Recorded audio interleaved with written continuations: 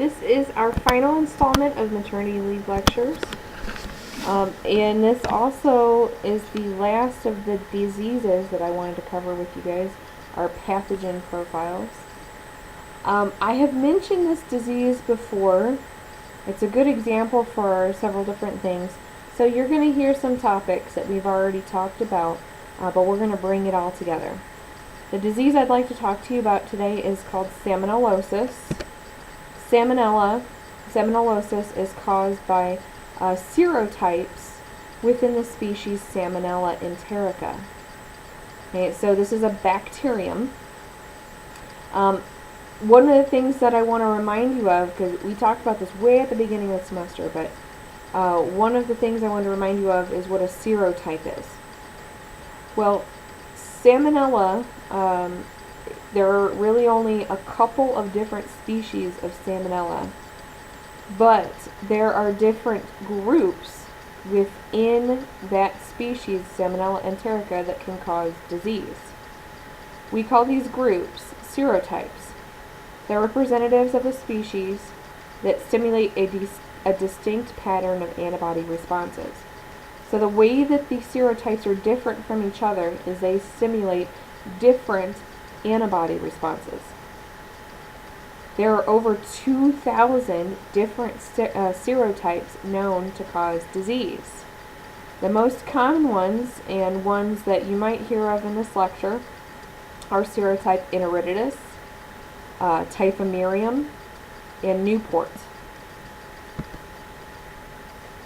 Salmonella are all found within the family Enterobacteriaceae, so they are a gut bacteria, an enteric in other words. All enterics are gram-negative bacilli. Because they're gram-negative, they contain endotoxin, and that endotoxin again is the lipopolysaccharide in their outer membrane. Salmonella have paratrichous flagella.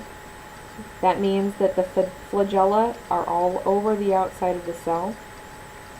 Salmonella do not ferment lactose, but they do produce hydrogen sulfide. Now these last two things, they do not ferment lactose and they produce hydrogen sulfide, these are really important for the identification of Salmonella. Now if you're infected with salmonellosis, the signs and symptoms are terrible, but they're pretty clear. Diarrhea. Diarrhea is defined as 3 or more loose stools in a 24-hour period. Fever usually does go along with Salmonella, especially at the beginning of the infection. You can end up with abdominal cramps. Sometimes you'll get nausea and vomiting, but that's not necessarily one of the main symptoms of Salmonella. In rare cases, people can get septicemia, which is a blood infection caused by Salmonella. Another really rare complication is called Reiter syndrome. This is arthritis that is due to Salmonella. Another type of salmonellosis that you could get, but it's really not common in the United States anymore, is typhoid fever. Typhoid fever is caused by a specific serotype of Salmonella called Salmonella typhi. Typhoid fever is a progressive, invasive infection that eventually leads to septicemia, characterized by fever, diarrhea, and abdominal pain. Now, what's unique about it is that some sufferers can become asymptomatic carriers, and they can even carry this bacteria and release it in their stool for years, maybe even decades on end. So their body never really clears the bacteria out. It sticks with them, and even though they don't have any symptoms, they don't have diarrhea anymore, they could potentially infect other people. Salmonellosis is acquired through several means. It can be indirectly through feces of an infected individual. So if a family member of yours has Salmonella, uses the bathroom, and then you use the bathroom after them without disinfection in between, you could potentially pick up the disease. The most common way of getting salmonellosis, however, is eating contaminated food. So contaminated poultry, eggs, and there's other food products that you hear of every once in a while accidentally being contaminated with salmonella. That's why I have this picture of peanut butter here. So that's one of the recalls that we had a few years ago, was salmonella accidentally contaminated into peanut butter. A lesser known way of getting salmonella is through contact with the feces of birds, lizards, snakes, turtles. Baby chicks can potentially carry salmonella on them because of the feces. Lizards in their feces can carry salmonella as well. If you think you have salmonella, diagnosis can be achieved through examining a stool sample. So it's really not fun, but basically you have to provide a stool sample, and then the bacteria present can be analyzed. Bacteria can be cultured on selective media for enterics, such as a McConkey agar, which you guys should be familiar with by now, and Salmonella shigella agar, which you should also be somewhat familiar with. That will isolate or select for the enterics, and then based off of their differential results, you can see the differences between them on those plates. So if you look below, this is Salmonella shigella agar, and so all three of these plates are Salmonella shigella agar, but they have different species growing on them. E. coli is a lactose fermenter, so it turns pink. Salmonella and Shigella are not fermenters, so they do not produce any pink pigment. Shigella, as you see here, of course, doesn't produce pink pigment, but it also does not produce hydrogen sulfide, whereas Salmonella, like I mentioned before, does. So the hydrogen sulfide that Salmonella produces, you can see as black. Now that's just how to identify the genus Salmonella. Once you've gotten it down to the genus level, bacteria can be analyzed for antigens. And there's a few different antigens that can be analyzed to see if they're present. But the main thing, again, is to do serotyping. So with Salmonella, it's about how they react to antibodies. So in serotyping, the Salmonella bacteria are reacted with antibodies to see which ones they react with. And that's how we determine the serotype of Salmonella. Now, treatment of salmonellosis can be tricky. In most cases, treatment isn't even necessary. Salmonellosis usually resolves by itself within a week. So you clear out the bacteria, you don't have any diarrhea anymore. But if you have a severe case like that septicemia that we talked about before, you may require antibiotics. Salmonella are susceptible to several antibiotics, even though resistance is growing, just like with everything else. Some of the antibiotics that they're susceptible to are fluoroquinolones and cephalosporins. For the most part, though, if antibiotics can be avoided, they should. Number one, because again, since resistance is increasing, we don't want to give them an opportunity to become resistant to any more antibiotics. But also for your personal health. Number one, if the cells are destroyed by antibiotics, that releases that endotoxin. Okay, the endotoxin can then cause diarrhea and other problems to keep going. Another thing that we found, especially with Salmonella, is that antibiotic treatment can increase the length of time bacteria are shed from the feces. So that means that can actually keep you producing bacteria in your feces for longer than if you just let your immune system control the infection.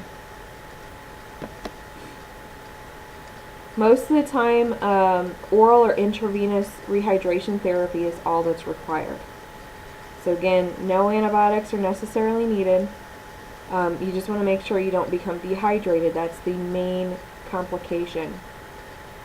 Symptoms typically stop within 5 to 7 days. And because antibiotic treatment is not recommended, What we try to press in public health is prevention. So know how you get salmonella, know how to prevent from spreading it to other people. So let's look at those ways to prevent getting salmonella. Just like we talked about with almost everything else, wash your hands. Okay, with the flu, wash your hands. Salmonella, wash your hands. And wash your hands especially after handling raw chicken and raw eggs. So raw poultry and raw eggs. Wash your hands after using the bathroom. Now this is for your safety and other people's safety. But again, lots of things happen in the bathroom. So it's very important that you wash your hands when you're in there. Wash your hands after handling any pets, especially if you have pet lizards or birds or anything like that. Cook your food thoroughly. Poultry should be cooked at an internal temperature of 165 degrees Fahrenheit. And eggs should not be eaten if they're running, especially the whites. One thing you can do in the kitchen to help prevent the spread of salmonella is do not cross-contaminate your cooking surfaces or utensils. So for example, if you use a cutting board for chicken, don't then immediately use that same cutting board for vegetables. Okay, clean it in between or use a separate cutting board. Or cut up the vegetables first and then do the chicken second. Don't use the same knife, again with the cutting, don't use the same knife or spoon or anything like that for raw poultry and then use it for vegetables. Once you do cook something, refrigerate that food promptly.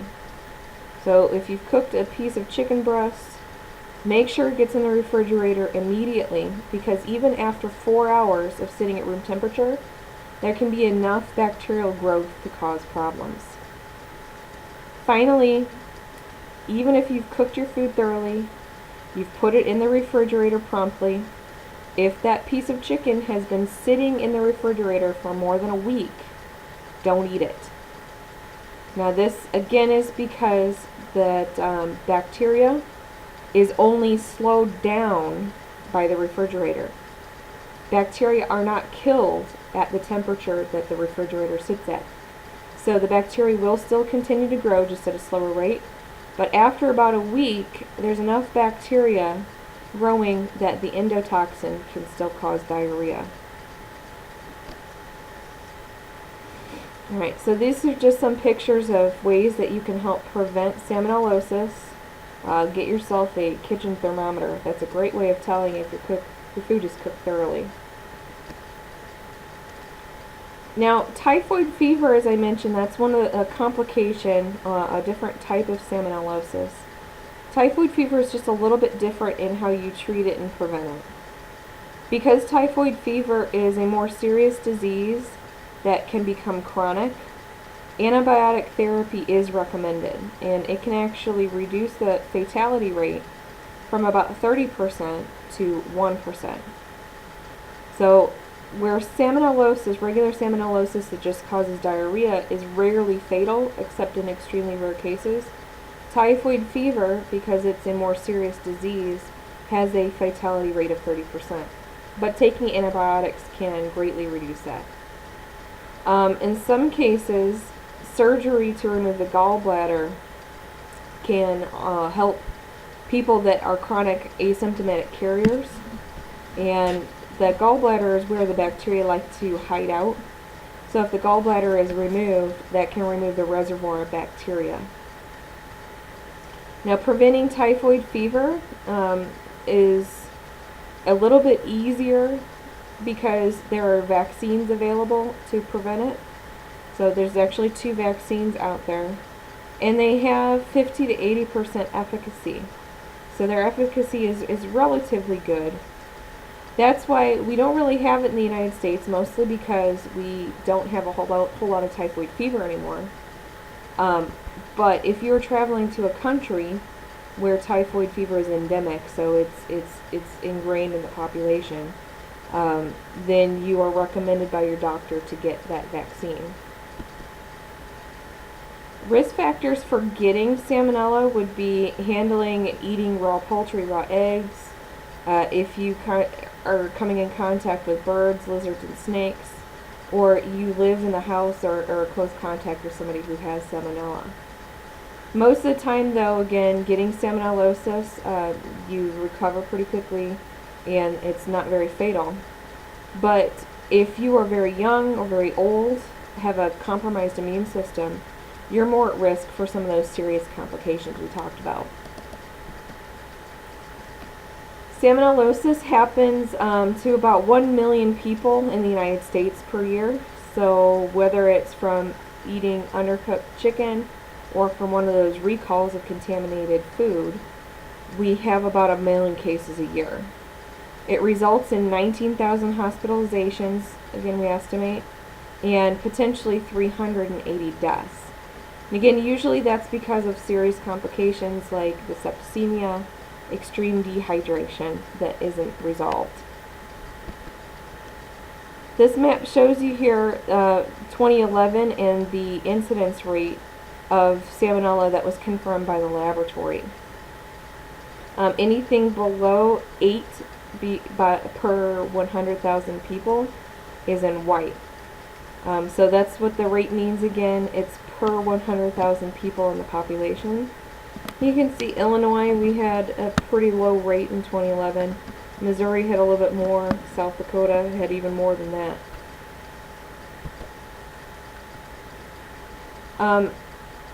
When it comes to global statistics, this is a little bit of a gray area. And that's because diarrheal illness is so common in so many places in the world that salmonellosis specifically is not tracked by the World Health Organization. It's almost impossible, given the laboratory facilities or lack thereof in these countries, to distinguish between diarrhea that's caused by salmonella and a whole bunch of other things like dysentery. But diarrhea in general, whatever the cause, kills about 760,000 children under the age of 5 every year. Okay, that's just children under the age of 5, and that's every year. This actually makes diarrhea the second leading cause of death among that age group. Globally, in the entire population of the world, there are nearly 1.7 billion cases of diarrheal disease. And again, this is all causes, not just salmonella. Salmonella is one of the many causes. And as I mentioned before, typhoid fever is endemic in many countries, especially in Asia, Africa, and South America. And here's a graph of what I'm talking about, a picture. This is distribution of typhoid fever, and you can see here the different places where typhoid fever are present. Those countries are considered endemic because that disease keeps popping up at a regular rate every single year. Some parts here, India and Southeast Asia, have a really high rate of typhoid. Salmonella has a kind of interesting history. Just like TB, diarrhea has been playing a role in our health for centuries, maybe even thousands of years. Before we had really good sanitation procedures, before we had modern sewers, before we had modern bathrooms, it was a very common occurrence to have diarrhea, and it could be truly deadly. And on top of that, before modern food safety procedures were put in place, typhoid fever was the most prominent illness caused by salmonella. So you can see here, even just in the 40s, the cases of typhoid fever were a lot higher than they are today. Today, most of the cases of salmonella that we have are caused by other serotypes of salmonella, not typhi. Typhoid fever was in such high numbers before, because before food safety guidelines were put in place, because of asymptomatic carriers. There's one example of an asymptomatic carrier that made a big splash in the media. Her name, you might have heard of her before, her name is Typhoid Mary, or at least that was her nickname. Her real name was Mary Mallon, and she lived back in the early 1900s. The year 1900, she was working as a cook for several families, and this was in the United States. In 1907, we started understanding more about typhoid fever and what it was, where it came from. So she was identified as the first asymptomatic carrier of typhoid fever in the United States. So it's not that she was the first carrier in the United States, but she was the first person identified. So that means that was the time when scientists finally figured out that people could have typhoid fever, spread it to others, and not have any symptoms themselves. Now, once they discovered that she was spreading typhoid fever to these families that she cooked for, she was put in isolation.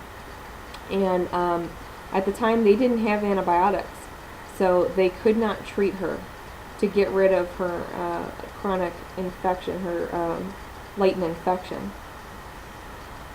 So she was basically looking at being in isolation her entire life. So several times she was able to escape and change her name, but they finally caught up to her every single time she escaped because she kept infecting the families she cooked for.